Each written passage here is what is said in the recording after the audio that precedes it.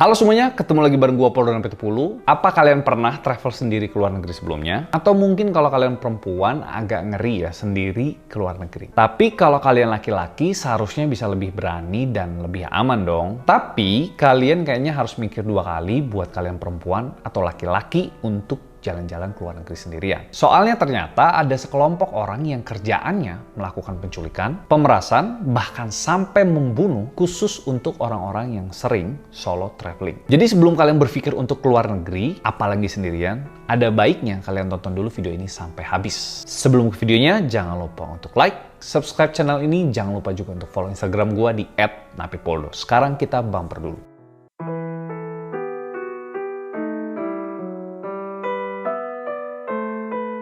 Di bulan September 2011, ada sebuah perayaan terbesar di Korea Selatan. Namanya adalah perayaan Chuseok. Chuseok ini kayak Thanksgiving-nya orang Amerika lah, kayak Paskahnya di Indonesia, kaya dan miskin sama di mata Tuhan. Hong, pria muda berumur 30 tahun, adalah seorang karyawan biasa yang ingin menghabiskan liburan Chuseoknya ke luar negeri sendirian. Travel sendirian di masa perayaan Chuseok adalah hal yang sangat umum terjadi di Korea Selatan. Soalnya liburan Chuseok ini bisa sampai seminggu di Korea, jadi lumayan lama. Biasa dong, libur panjang, si Hong ini pengen menghilangkan penat, pengen jalan-jalan, pengen melepas stres lah dari kerjaan. Hong menghabiskan hari liburnya di Filipina. Tetapi di hari keempat, bukannya menceritakan pengalaman liburan yang menyenangkan sama ibunya, si Hong ini menelpon ibunya untuk meminta sejumlah uang. "Ma, aku dalam masalah. Kemarin aku bertemu dengan seorang gadis lokal, tetapi ternyata dia anak di bawah umur. Karena orang tuanya memergoki kami, aku butuh uang damai. Tolong kirimkan uang sejumlah 10 juta won. Maafkan aku, Ma." Hong ini sebenarnya adalah anak yang baik.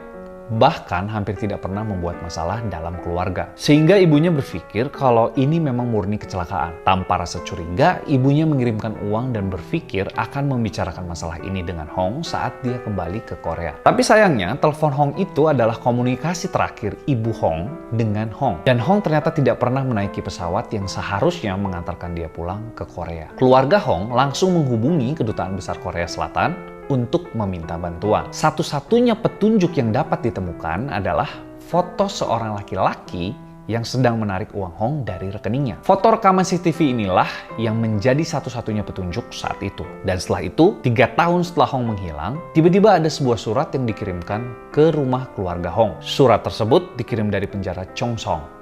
Ternyata isi dari surat itu adalah surat berisikan lokasi dan denah yang menunjukkan keberadaan mayat Hong. Setelah surat ini, lalu ibu Hong menerima sebuah telepon misterius dari orang tidak dikenal yang mengetahui keberadaan mayat si Hong. Gimana perasaan kalian sebagai ibu atau ayah kalau tiba-tiba anak kalian menghilang selama 3 tahun, terus tiba-tiba ada surat sama telepon acak dari orang tidak dikenal tentang di mana keberadaan anak kalian? Ngeri ya? Polisi langsung melakukan investigasi ke TKP. Mengikuti denah yang tertera di surat yang diterima oleh Ibu Go. Sebuah rumah kosong yang sudah tidak ditempati ditemukan dengan denah yang sama persis seperti di surat. Dengan menggunakan teknologi inframerah, polisi melihat adanya benda yang dikubur di bawah tanah. Setelah menggali lokasi yang ditunjukkan oleh denah, polisi menemukan tulang Hong. Menurut ahli, posisi tubuh Hong tengkurap dengan kaki dan tangan yang masih terikat. Lalu apa yang sebenarnya terjadi sama Hong? Kalian wajib menyimak ini, soalnya ini kasus cukup menarik. Gimana bisa orang jalan-jalan sendirian ke luar negeri berniat liburan malah berujung maut? Ternyata, polisi mengungkapkan kalau adanya penculikan kelas kakap di Filipina yang sangat terorganisir. Sebelum Hong berangkat liburan, Hong sempat memposting sebuah postingan di komunitas online. Kayak semacam Reddit gitulah. Postingan Hong itu berisi, "Hai, ini adalah kali pertama aku liburan sendirian ke Filipina. Apakah ada rekomendasi menarik?" Nggak lama postingan itu dibuat, seseorang mengomentari postingan Hong. Jadi ada yang ngebalas gitu. Balasannya gini, "Halo, aku juga orang Korea dan saat ini tinggal di Filipina. Apakah kamu mau bertemu dan aku bisa membawamu jalan-jalan?" Inilah awal mula kedok dari sekelompok orang yang merencanakan sebuah penculikan. Ternyata, nggak cuma Hong, ada banyak solo traveler lainnya yang sudah menjadi korban dengan metode yang sama. Ada salah satu korban yang selamat. Kita sebut aja Mr. A atau A. Nah, dia ini adalah sebagai korban, dia menceritakan secara detail apa yang terjadi terhadap si A ini. Jadi dia menceritakan tentang bagaimana dia menjadi korban penculikan ini. A menceritakan kalau dirinya memposting di komunitas online dengan menerangkan bahwa dia berniat untuk berlibur ke Filipina sendirian. Sama seperti kasus Hong, ada orang yang membalas postingannya juga dan mengatakan bahwa dia adalah orang Korea lokal yang tinggal di Filipina. Si orang ini atau si pelaku ini mengajak nongkrong dan minum bersama si A saat bertemu di Filipina. Dia bertanya kayak apa hobi A, menanyakan bagaimana kehidupannya di Korea, dan sebagainya. Jadi boleh dibilang si pelaku ini sangat ramah terhadap si A. Dia melakukan obrolan-obrolan yang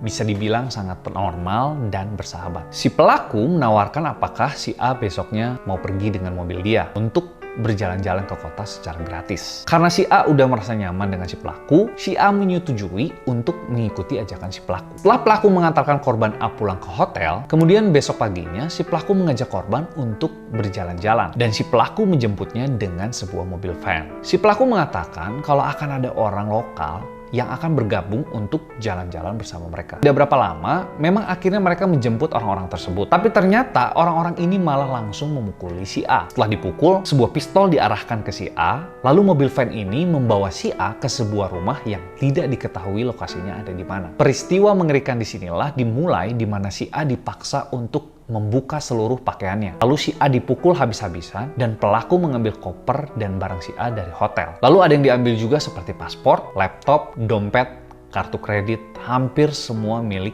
barang si A. Kelompok penjahat itu memaksa A untuk menyerahkan kartu kreditnya dan memaksa A untuk membayar uang sejumlah 5 miliar. Mereka lalu mengambil semua uang, bahkan mengambil pinjaman dari semua bank yang A punya. Kira-kira udah sampai di situ? Oh, tentu belum. Mereka memaksa A untuk menelpon keluarga si A. Sama seperti yang dialami oleh si Hong, telah menerima semua uang, para pelaku meletakkan kamera di depan A dan mengajak seorang wanita untuk masuk dan memaksanya melakukan hubungan intim. Beruntungnya si A, para pelaku memberi A paspor dan tiket pulang ke Korea. Jadi emang ada beberapa korban yang dibiarin pulang ke negaranya lagi. Tetapi si pelaku memasukkan obat-obatan ke tubuh si A dan mengancam si A kalau si A sampai melaporkan kejadian ini atau melaporkan si pelaku ini, maka mereka akan memberitahukan informasi tentang A yang dimana si A ini menggunakan obat-obatan dan dilaporkan ke pihak polisi. Ada juga metode pembuatan video hubungan intim dengan anak di bawah umur, seperti yang terjadi terhadap Hong. Ternyata diberikan juga kepada korban lain untuk mengancam supaya para korban ini tidak melaporkan kejahatan pelaku terhadap kepolisian. Nah, seperti teman akrab, si pelaku mengantarkan A pulang ke bandara dan membelikannya souvenir dried mango khas Filipina. Nah, sambil mengatakan kepada A, si pelaku ini berkata gitu ya, berikan ini sebagai oleh-oleh untuk adikmu. Dia cantik juga ya, tidak perlu khawatir. Aku tahu di mana alamat keluarga, teman, bahkan perusahaanmu. Kira-kira seperti itulah ancaman si pelaku kepada si A. Nah, walaupun sudah diancam begitu, si A tetap bersaksi untuk membuka kasus misteri ini. Ternyata ada beberapa korban yang berani melaporkan kasus ini selain si A. Karena souvenir dry mango inilah, sidik jari Choi Seong ditemukan. Sidik jarinya ditemukan di dalam kotak souvenir.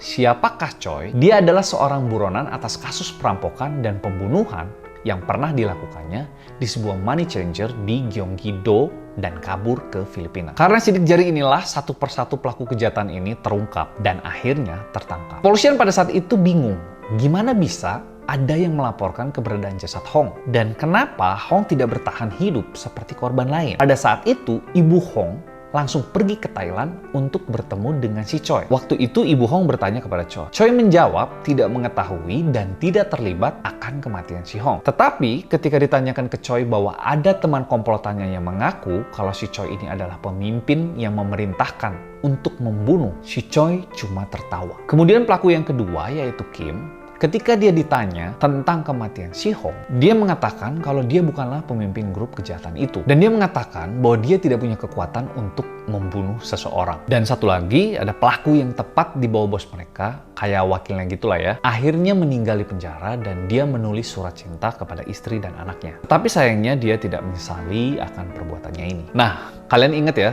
ada cerita tadi di mana si ibu Go bisa dapat surat dan akhirnya mengetahui keberadaan jenazah anaknya si Hong ini. Ini yang paling menarik nih kasusnya. Ternyata diketahui bahwa surat itu dikirim oleh teman satu sel, si orang yang tertangkap di CCTV yang mengambil uang Hong. Orang yang tertangkap CCTV itu namanya biasa dipanggil si Cabi. Mungkin karena pipinya tembem kali ya, jadi panggilannya si Cabi. Jadi kayaknya si Cabi ini begitu masuk penjara, cerita ke teman satu selnya. secara detail tentang kejadian yang menimpa Si Hong. Jadi dia bercerita sampai letak lokasi jenazah Si Hong, dia ceritain ke temennya ini secara detail. Mungkin karena si cabi ini udah pasrah gitu kali ya masuk penjara, akhirnya dia ceritain semua kejadian tentang Si Hong ini. Pada akhirnya si cabi ini dipindahin ke penjara di Korea. Jadi karena semua udah ketahuan, semua kelompok penjahat ini mulai terbuka tentang kejadiannya demi mendapatkan pengurangan hukuman soal kasus ini. Tetapi soal kenapa Mr. Hong dan beberapa korban yang dibunuh dibanding korban lain yang masih dibiarin hidup masih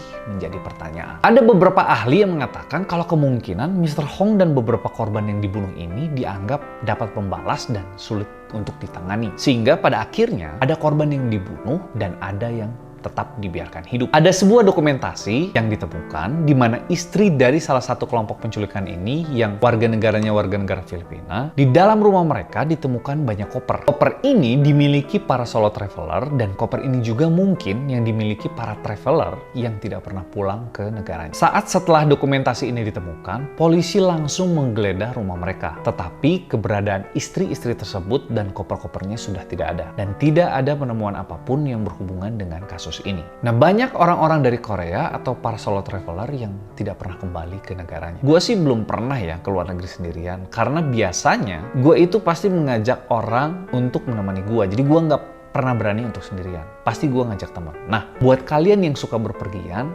apalagi kalau ke luar negeri, mungkin ada baiknya kalau kalian ngajak teman. Jangan pernah pergi sendirian. Ada nggak sih dari kalian yang pernah ke luar negeri sendirian atau ketemu sama orang asing di luar negeri? Janjian gitu ya. Kalian tambahin di kolom komentar kira-kira pengalaman kalian seperti apa. Tambahan satu lagi buat kalian yang sering traveling ke luar negeri sendirian. Boleh dong tambahin di kolom komentar kira-kira tips apa aja supaya bisa pergi ke luar negeri sendirian dengan aman. Nah, paling segitu dulu videonya. Buat kalian yang suka dengan video atau channel ini, jangan lupa untuk like, komen, dan subscribe. Jangan lupa juga untuk follow Instagram gue di @napitpoldo. Sampai ketemu di video berikutnya. Dah.